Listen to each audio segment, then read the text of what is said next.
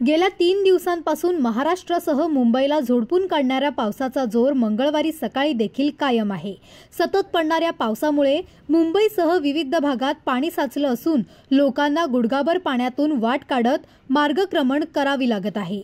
मुंबई व उपनगराप्रमाणेच कल्याण डोंबिवलीतही पावसाने जोरदार हजेरी लावली आहे। काल दिवसभर पडल्यानंतर संध्याकाळी थोडा वेळ पावसाने विश्रांती घेतली होती, मात्र रात्रीपासून पुन्हा सुरू झालेला पाऊस मंगळवारी सकाळीही कायम आहे। दरम्यान डोंबिवलीत पावसामुळे अनेक ठिकाणी पाणी साचल्याचे चित्र दिसत आहे। भोपर येथील देसलेपाडा परिसर पूर्णपणे जलमय झाला असून नागरिकांना मार्ग काढण्यासाठी मोठ्या अडचणींना सामोरे जावे लागत आहे। या परिस्थितीची माहिती मिळताच कल्याण डोंबिवली महापालिकेचे सहाय्यक आयुक्त तुषार सोनावणे यांनी घटनास्थळी भेट दिली। त्यांनी परिसराची पाहणी करत तातडीने परिस्थिती नियंत्रणात आणण्यासाठी उपाययोजना सुरू केल्या आहेत। प्रशासनाकडून नागरिकांना आवश्यक ती मदत केली जात असल्याचे सांगण्यात आले असून मुसळधार पावसामुळे नागरिकांना सावधगिरी बाळगण्याचे आवाहनही करण्यात येत आहे। माझं नाव सकाराम मिस्त्री।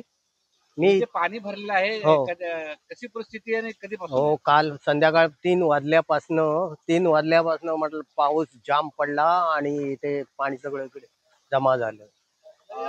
महानगरपालिका किंवा इतर कोणी आलेला का तुमची मदत? नाही, कोण मस्तीला कोण आले नाहीये।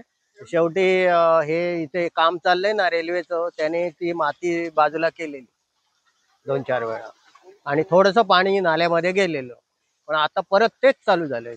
चंदन गुप्ता है, ये भोपर गांव है, कमानी। ये पानी 3 दिन से भरा हुआ है जब इससे बारिश चालू है। क्या परिस्थिति है अभी समय? परिस्थिति बहुत बेकार है, सब चाली में पानी घुस गया है।